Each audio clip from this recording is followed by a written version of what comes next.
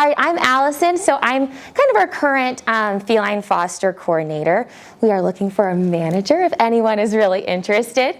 So yeah, she kind of set up the scene. So summertime, spring, and into mid-fall is our big kitten season, and that is when we have our tiny little babies. This is Kara. She's one of the backbone of the feline foster program. Kara, say hello. Hi. She has a current bottle baby right now. We have some others as well, with Kareem coming in. And there's some people around you that also currently have bottle babies as well. So first, just to get us started, what is a bottle baby? So a bottle baby, if you're not sure, it is 1 day old to about 4 weeks. And specifically, these are kittens that have been abandoned by their mother, or the mother has died or left them, or they were separated. Sometimes when they're out in the wild, the mom doesn't fully abandon them, but when a human is watching and they see there's no mother around, we assume they're abandoned and then they're brought in. So we have to take over that role of feeding them often, and we do our best to replace or take charge of these kittens for their moms, for them. Sometimes we do get moms and babies, and then if the mom is sick, or if she kind of, under the stress of coming here, kind of starts to step back a little bit and isn't feeding them as much as she should, then we also can supplement as well. So let's see, during this time, if you were trying to recognize a bottle baby, when they are really, really young, their eyes are closed, their ears are closed, they really can't do much except cry and eat and pee and poop. So that's what a lot of it is. All right. Okay, we have this quick little chart just to get an idea of what that would look like. So we would say our bottle babies are kind of from the newborn to the 4-week stage, when their ears are finally open and their eyes are finally open. Also during this time, they're always going to have blue eyes. So if you find one, you're like, oh my gosh, their eyes are blue. It'll probably change to something else as well. All right, very fragile, very cute. All right, and this little guy right here, he does not have a name yet. He's about 1 week old or so, if you want to hold him.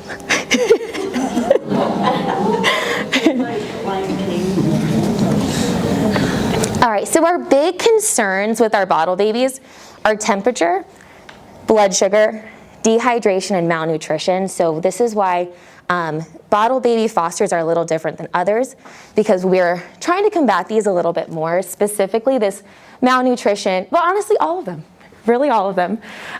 They have to be fed very often. They have such tiny little stomachs. We can't feed them a ton so that they are, full throughout the day. So we feed very often, and I actually have, on some tables, there are feeding charts, and we can talk about that quickly. So the hypothermia part, so things that we have here, an incubator. We don't expect everyone to have an expensive incubator at home. So we send people with warmies, warming discs, like this. This is what I have at my house, heating pads, and we have these little rice bag warmies. They're rice inside a bag. And then you just microwave it, and they cool off pretty quickly. So these are really awesome. We do ask for these through donations, and they're the best. Oops. Also, we have siblings. So siblings are another really important, thing to keep each other warm. Our little singles, we have to spend a little extra time keeping them warm. Just maybe some formula brands you might have seen or recognized. We often use this one in the center, but the other ones are also fine. It just kind of depends on what we have in and what your kitten likes. This is the feeding chart that is at some people's tables. So it goes by their weight and age. Especially the kittens that we get in, their weight isn't going to be for the correct place for their age. They're often a little bit underweight when they come in. So we mostly go off of their weight. And then this is the hard part, the number of feedings. That's the part that usually gets people, is they're like, wait, 7 feedings in 24 hours, so that's a lot. And so that's why it's really important that we have fosters, because we're not here 24 hours a day, and we really rely on you guys to feed them that full 7. All right, so there's a few ways to feed bottle babies. This is like a classic nursing kit that you might see. This is our syringe feeding, so we're just taking a nipple and putting it on the top of a syringe. And then this is tube feeding. You can't see it very well, but we'll show you here today in person. Tube feeding is kind of the scariest feeding way. You're sticking a tube down their throat, and it can feel really, really scary, but it's actually one of the safest ways to feed kittens. You know exactly how much they're getting. You know it's going exactly like straight into their stomach. So that's the part that we kind of want to really show you guys today, so you can feel comfortable doing that in the future if your kitten ever decided to stop nursing off of a nipple. That does happen, where they'll be okay for a little bit and then they'll switch over and you have to switch into tube feeding, or vice versa. So we'll show that. And all of the kittens, by the way, in this presentation are kittens that were or currently in foster. So yeah. And then our last step after they've been fed is what we call pottying. You'll also see it being called stimulating. And this is when their kittens are at this age, they actually don't go to the bathroom on their own. Their mother would traditionally lick their private parts and it would stimulate them to pee and poop. So we kind of have to do that for them. It's very quick, and you do it right after they eat every time. So that's it. Yeah, it's really not. Wait, what? Okay, that is it. Sorry, I went through it really fast, but I know you guys probably don't want to just sit and listen to me talk for like 20 minutes. So these are some other kittens. If you ever want to have these cuties in your home, we would love to have you as a foster. All right, so our little demo. Just really quick before we move into demonstrations, can you talk a little bit about the other opportunities too, other than bottle feeding, just so like, you know, once they get to that 4-week-old? Oh yeah. So yeah, foster definitely doesn't stop after they're bottle babies. We want to get them to a 2-pound mark. That's like our big goal, 2 pounds. So that's when they are large enough or weigh enough so they can be spayed and neutered and then adopted out. So that is kind of where we shoot for. And it is hard to get there. Anyone who fosters currently knows it is hard to get to that 2-pound mark sometimes. That's why we focus so much on the feeding, is to get them there. They would just be a little underweight to go under anesthesia, and we can't spay and neuter them. So other fostering opportunities, you don't have to do bottle babies or littles at all. We do medical hold or fosters, so they just need medication or like 30 days to finish a medicine. These can be full-grown cats that don't have trouble eating. Some do, and some are just under stress from sitting in the front for a very long time, and they just need a little break, and they need someone else's house to sit in. And you know, we all need to sit on a couch sometimes and not sit in a kennel. So what other foster opportunities? Medical, stress, littles? Adults, yeah. I mean, fostering can range from like 1 to 8 weeks typically, for kittens especially. And then talk about like what it's like helping them find homes. Oh yeah. Okay, so that's a really important part as well. So you guys can see our kittens, or cats that are in the front, but also a big part of what our fosters do is advertise them. You get to know them the best, and you can talk about them the best. What they like, what they don't like, because we know that they don't like a lot of things. They don't like you to walk away sometimes. They don't like, so you can tell their story the best and animate them, and it really, really helps them get adopted. And that building that relationship with their forever home, you can kind of vet those people for us. You don't have to, but some people like to. They like to know where their foster is going after, and they can talk to that person and get to know them. Sometimes we foster fail. Who's foster failed so far? Okay, so we sometimes foster fail. And that is what we call foster fail, is when you adopt your foster. You know, is it a fail? I think it's still a win, but you really do get to know your foster depending on the time that you're with them. And adopting 2 kittens is often sometimes better than adopting 1, because they keep each other entertained, and you know, those siblings do really, really well together in homes too. So we always encourage people to, you know, if you have 2 kittens that are especially like bonded, to really market those. More modern. It's just a little bit. And then the other thing with kittens that are this tiny, can you talk a little bit about like they're fragile. They're fragile beings, and sort of, what's They involved are. with that. Yeah, so that's kind of the not as glamorous side of fostering. These are the most fragile kittens that we get in, and we do really need people that understand that process, that in a group of maybe 6 kittens, you will lose some in these earlier times, and it can be a slow process where they look really sick, and sometimes it can be really immediate and you're very caught off guard and feel like it's your fault, and it is not. So that is a part of the process, and that can turn people away or scare them off, but it really is, I guess, as I say, just part of nature, and we do try to help the ones that we can. It kind of, it is. And one thing that's really cool about our program is that you are going to be part of a big community that is people that are doing the same thing as you. We have our own Facebook group that's for all of our cat fosters, and so there's just, if you ever have questions or concerns or anything like that, you can post that on the page, and there's hundreds of other people that are doing the same thing that you are that are going to be able to answer questions. We have a thread every day where we post all of the kittens that are needing homes, so you can see that, and then you can just say, hey, I want that litter. And then we have a medical concerns post that we put up every day, and then a general concerns post.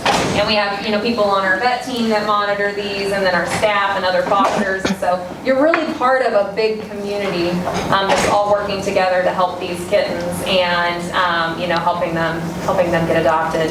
And if you don't manage to talk all of your friends and coworkers and their friends and family and everybody that you know to foster all of your kittens, by posting them on Instagram.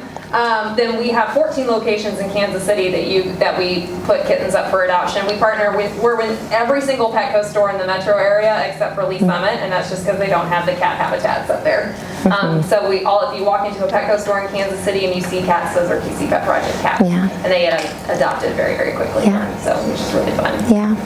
And if you've also been to Whiskers Cat Cafe, there's also a lot of KC Pet Project cats there as well. So they have a lot of places to go after they leave your homes or leave here. So I don't know if there's any other Does anybody have any points. questions before we get into having our amazing fosters do some demonstrations? Yes. So if you feel like you're having some type of medical emergency with Yeah, so if it's during the day, you can post, we have on our Facebook page a medical concerns post, and that's where you can post that. You'll be answered by myself, one of our volunteers, someone from the vet clinic, and if it is an emergency of what we call crashing, where a kitten is kind of fading, they become really lethargic, and you feel like you are losing them, we have a few steps in place that can help you. If it is to a point where we don't feel like the things that we can do can help them, what we do want is for you guys to just keep them comfortable, warm, with their siblings if they have them, and help them kind of survive that time that can be a little bit rough. And some do, and some become better, and then they're fine. And that is kind of when we talk about them being fragile, is there are only so many things we can do, especially at their size. We can't do surgery on a 100-gram kitten. So sometimes we can't help them, and that would be something that you would maybe over time become more comfortable assisting them in their time. I'm kind of beating around the bush a little bit, but yeah, medical emergencies during the day we can help you with as much as we can, and also if a kitten is crashing during the day while people are at the clinic, you can bring them in and we can do what we can here. We try to equip fosters as much as we can so that you can help them at home as well during that, with a few different little tips and tricks that we have. But that might have been vague. Are there any other questions? Yeah. So what all do you supply? Yeah. As a kitten? Yeah. Definitely the kitten. We supply pretty much everything top to bottom. A lot of fosters do buy stuff on their own, but we have formula, we have syringes, nipples, warmies, blankets, scales. Oh, that's important. We can talk about scales so we can keep track of their weight. So we can supply you with everything or as little as you want. If you're like, I have a lot of things at home, I've done this before, I don't need anything, then that is fine too. So there's no financial obligation to you guys to foster, just your time and your patience. That's what we need the most. Yeah. And scales can be as simple as like a kitchen scale that you have at home. Yeah. So. Yeah. Is there, I don't know, anything else? Am I missing? What do you think?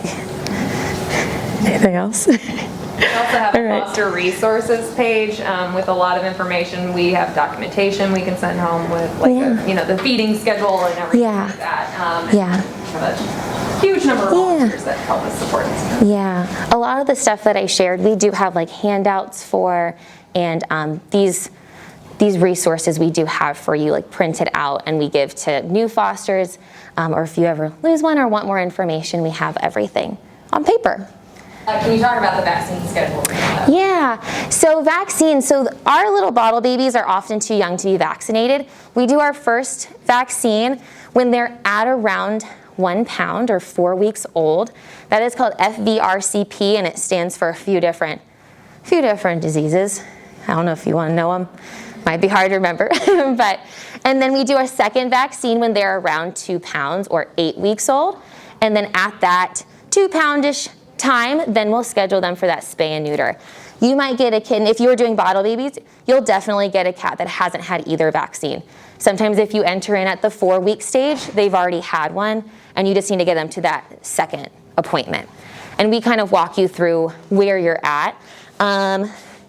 We use these foster kitty checklists. They have their animal ID, they have what they've had so far, so you can get an idea of where you're getting them at, and their age, their current weight, if they've had a vaccine already, or their second one. Let's see, does that answer to that? We do the vaccines here. So you would schedule that with the feline foster team. We vaccinate them, and then they go on to get their other things like rabies at their spay and neuter surgery. In your experience, is there a time when these kittens will be able to eat themselves? I mean, like, if you put it in a saucer or something? And about what age is that, or is it their maturity? Yeah, so at about 4 weeks or so after they're past that bottle baby stage, that's when you can do 4 to 5 weeks, start weaning them, and that's when we'll mix in some formula with a little bit of wet food. That can be really hard. If they aren't with their mom can often teach them how to do that. As ours are often not with their mom, you're gonna have to be the one to show them. We often just kind of put their face in it so that they lick their lips and are like, oh, I can eat out of a bowl. It is a slow process, and some are behind and some it takes a little longer. And that's when you're really kind of wanting to watch them. Keep an eye on their weight to know maybe these 3 are doing really well weaning and transitioning to wet food, and maybe this one isn't, so I need to be tube feeding or supplementing this one. And that it just kind of comes with time. There's probably people that have some really good tips and tricks. If you're an experienced bottle baby, When you're getting them into gruel, get the big flat boxes from Aldi. It makes cleanup so much better. it's very messy. Or if you're in the bathtub when they're learning to eat gruel off of a plate, though it can kind of vary from like kitten to kitten, litter to litter. Some like to eat out of a syringe, some like to eat off of your hand and feel comfortable that way. Some immediately take to eating off the plate. You just kind of have to show them because it's not natural for a kitten to just put its face down and put the food there because the whole time it's been eating from a bottle. So you kind of don't know what you're going to get, but we have a lot of different things like slip tip syringes where you can feed them in the mouth. We have a bunch of different types of food because some kittens, when they're weaning, are picky about what the food that they're going to eat, so you can kind of have a whole array. But the other thing is, you mentioned the Bottle Baby group.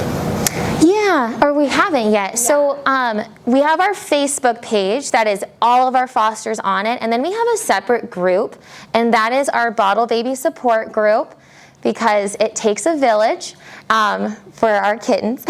And that, I feel like people can answer that at all times of the night. I will wake up and I'll see like 25 messages at 1 in the morning from people trying to just support each other. If they're like, hey, my kitten is not feeding this time, I don't know what to do.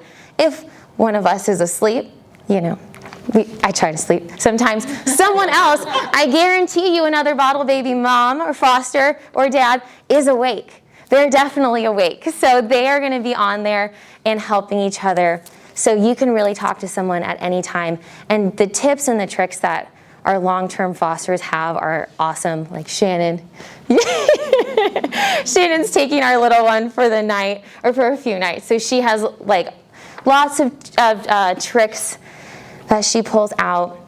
And if you want to learn even more tools as you go, we love for fosters that want to learn even more things and just get really, really good at what they're doing. But yeah, the support group, like we said, or what? Mentors. Yeah, mentors. Yeah, so you're really supported in this process, especially in the beginning. And then as you get more comfortable, we now have some fosters that come in and they just are like, that's the kitten, I don't need anything, I'll see you in a few weeks. And I'm like, yep. Cool. So, yeah, I don't know, I think. And I was gonna say, Yeah. you are correct, because I'm also a part of that group, and it doesn't matter what time, day or night, there's always someone on there that will support you. And even if you've lost your bottle baby, everybody is just so supportive and wonderful in helping you deal with it. Because I know my first set of bottle babies, I literally cried. Like, I cried, and I know Kara kind of supported me, and you can have paw prints made for them if you'd like, but it's such a supportive group. Yeah, it is. You said something that made me think of something.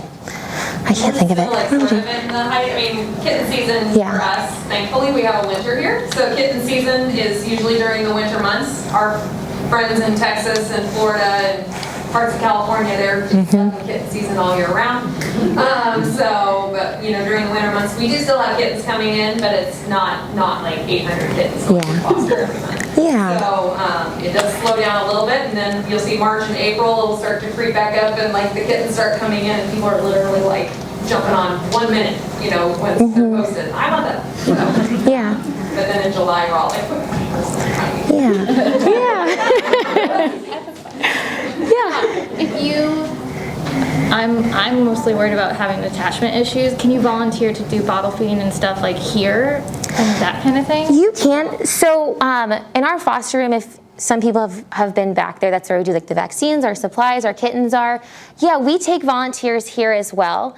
I will say I can't guarantee that there will be bottle babies at that time.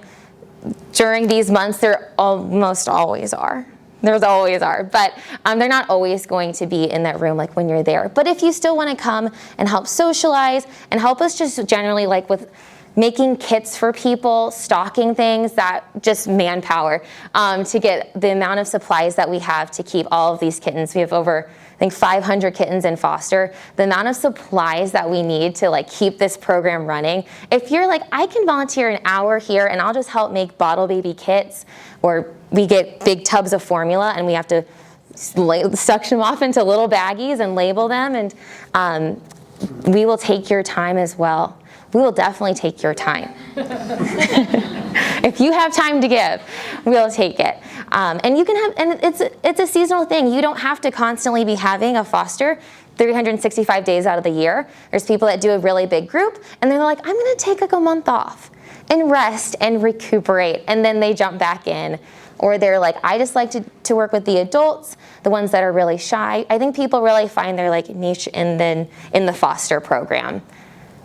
And yeah, some people love the blind cats, some people love the tripods, like everyone has their thing. Yes, Dr. Kennedy. Can you talk about the urgency squad? Yeah, so this is something that I think was kind of started up before, and Kara and Hannah, two of our amazing volunteers, you'll see them on the page often.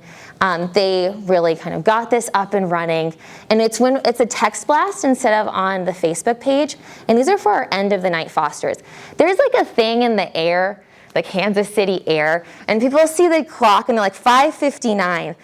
I'm gonna bring a litter down the KC Pet Project at 5:59 when it's a little too late for people are getting off work, they just got home. And so with those really end of the night kittens, like these that have to be fed multiple times a night, we'll send out a text blast saying, we need an urgency, we call it urgency squad, a foster, and that can be something just overnight, where you're like, I can't do this long term until they're 8 weeks or 2 pounds, but I can take them for a night, and we need that so much, because currently myself and Kara and Mel and Hannah are the urgency squad.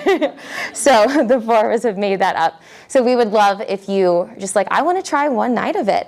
And then if you're like, that was really fun, I'll take 2 nights or 3 or 8 weeks. I will not argue with you on that. Yeah.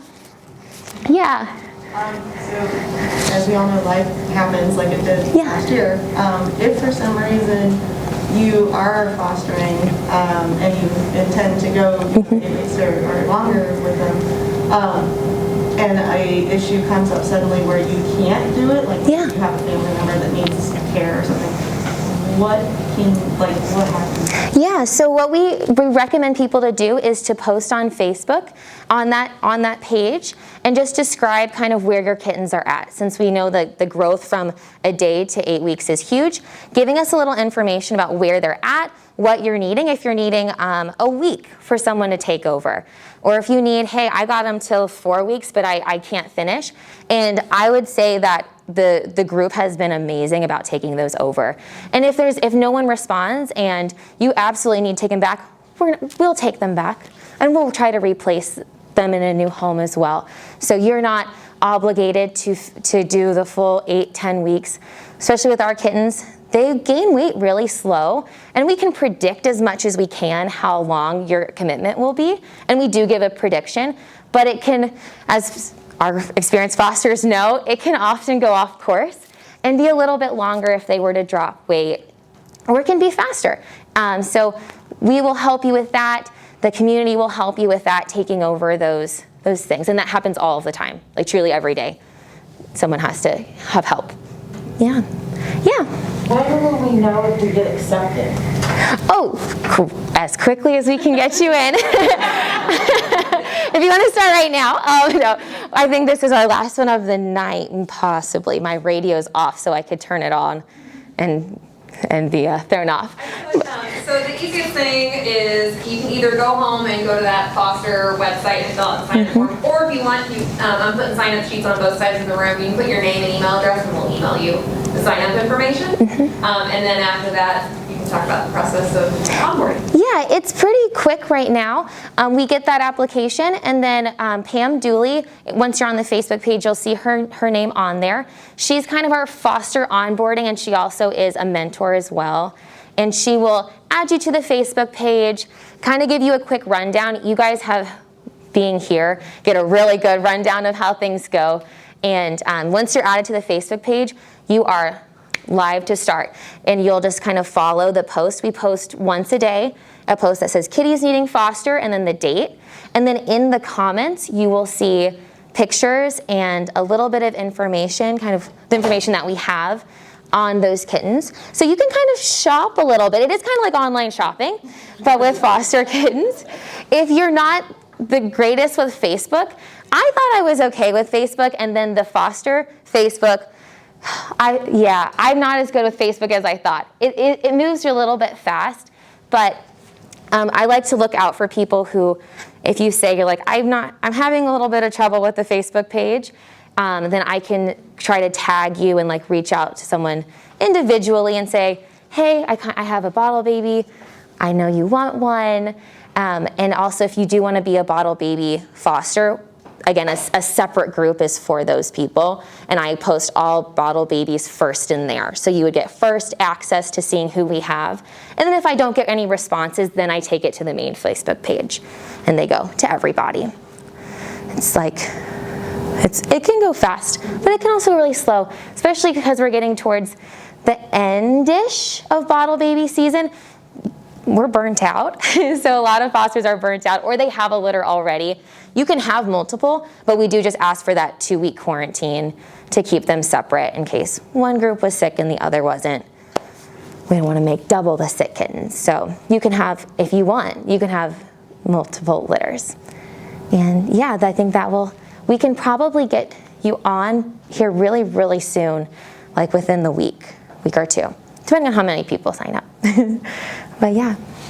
And if there's any medical support that you need, I mean, we do have a full vet clinic here, fully staffed, and can provide medicine and everything like that. You just want to briefly touch on ringworm? Oh yeah. Yeah, so ringworm, heard of it. If you're a foster, you've definitely heard of it. It is a fungus. It's not a worm actually, but it is a fungus, and it is pretty contagious. It's contagious through touch, so you can get ringworm. Your other pets can get ringworm, and so that is something that we're constantly kind of dealing with. Thankfully, for yourself, you can just get, like if you were to get ringworm, you can get from the store. It's like the same fungus as, what is a nickname for it? Yeah, athlete's foot.